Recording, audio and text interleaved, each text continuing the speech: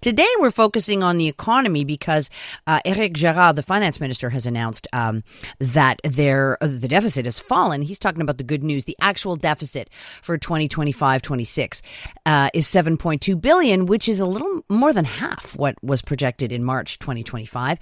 Éric Girard is Quebec's finance minister, and I spoke to him earlier. Mr. Girard, hello. Hello. So why is the deficit less than you had predicted?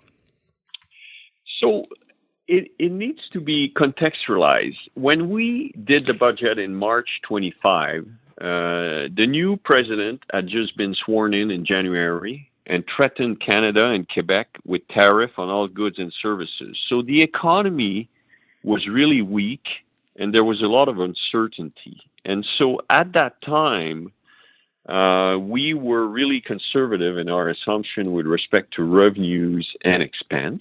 Yeah. And it turns out that we didn't use the $2 billion contingency reserve that we had planned, so $2 billion, but also the domestic economy, not excluding the export to the U.S., was extremely strong in 2025, really solid economy, excluding export to the U.S. Mm-hmm. And moreover, we had equity markets, Canadian equity markets had 28% return, and gold prices were up 44%. And Quebec is producing, we have gold mines, we have gold exports. So we had more supportive financial markets, a stronger economy, no need to use the contingencies. So overall, what was then thought of a $13.6 billion deficit turns out to be a $7.2 billion deficit that includes $2.3 billion for the generation fund. Right. So the real accounting deficit is $5 billion, which is 0.8% of GDP, the smallest deficit in Canada.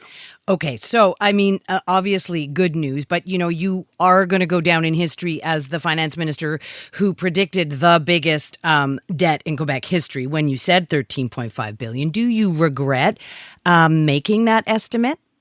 No, because, again, we need to, if I had put in my assumption that the TSX was going to make a 28% return, that gold price was going to rally 44%, that the economy was going to do well when the USMCA was threatened by the president, people would have said that I had pink glasses. Yeah, yes. So we were conservative. We should have never been downgraded. To this day, I don't understand why we were downgraded. And the conclusion of all this is when you look at the overall job that was done by this government, GDP per capita from 2018 to 2025, we're up by 5% in Quebec. For Canada and Ontario, it is 0. Mm-hmm. So we've narrowed the gap. Canada and Quebec, we did better in terms of growth, to sum it up. I want to ask... Sorry, yeah, go ahead. Debt, we are at 38% net debt to GDP. We have 5% less debt today than when the Minister Letao left in 2018. Mm-hmm. We have better growth and less debt than when the previous government left. I do want to ask about, looking back and your legacy, and you've touched on a little bit of that just now. I do want to touch on the email with Christine Fréchette and the spending, because it seems to me just a really, big, broad overlook that you are a fiscal conservative. You're concerned with the way that the new premier was spending right at the beginning, and you put that in an email. Whether or not you intended to make that public, I'm not sure. I didn't, for sure. What are your concerns about the way the government is spending right now, and will that affect the next deficit numbers? Well, first of all, just on my legacy, it's too early to tell about my legacy because I'm running again. Okay. And we will be competitive. Right. And Premier Fréchette is a fantastic candidate to lead this government into a third mandate. So that's point number one.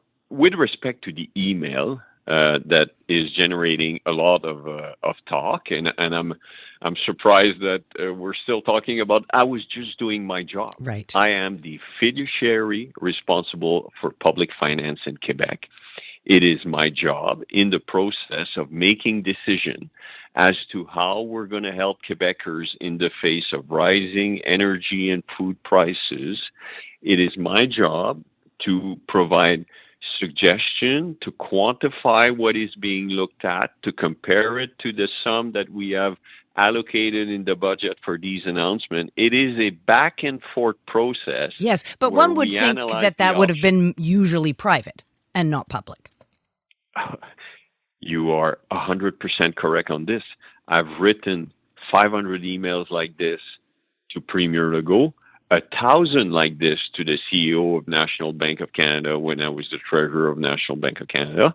These emails are confidential, and the release of that email is an infraction, and there's an inquiry as to how this email became public. Mm-hmm. But as far as doing my job, I will always do my job, and I keep writing emails like this every weekend. And I guess that's where I kind of want to end with you, which is, I mean, you mentioned your legacy. You don't want to talk about your legacy because you're still going. Fair enough. I respect that.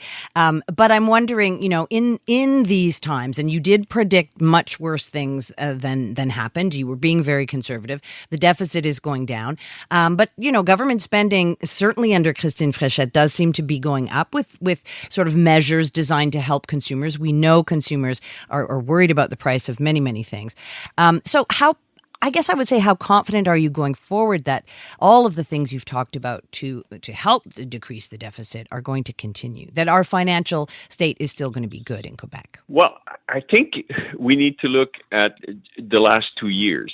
So the budget that was 24-25 was supposed to be an $11 billion deficit, turned out to be a $7.6 billion deficit.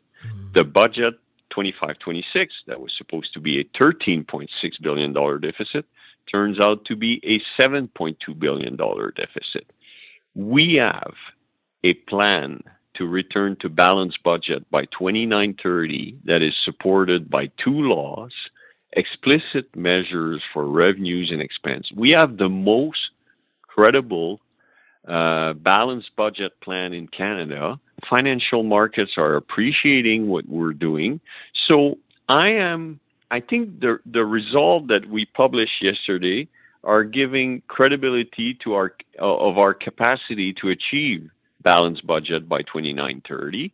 And the starting point, the smallest deficit in Canada, is an excellent starting point. All right, we'll leave it at there. Thanks so much. Thank you very much. Close your eyes, and you can hear the entire world come alive. 2026 FIFA World Cup is on, and you can stream it all live on TSN Radio. From the opening kickoff to the final celebration, every match, every moment. Listen to FIFA World Cup on TSN Radio. Gives Canada the lift off.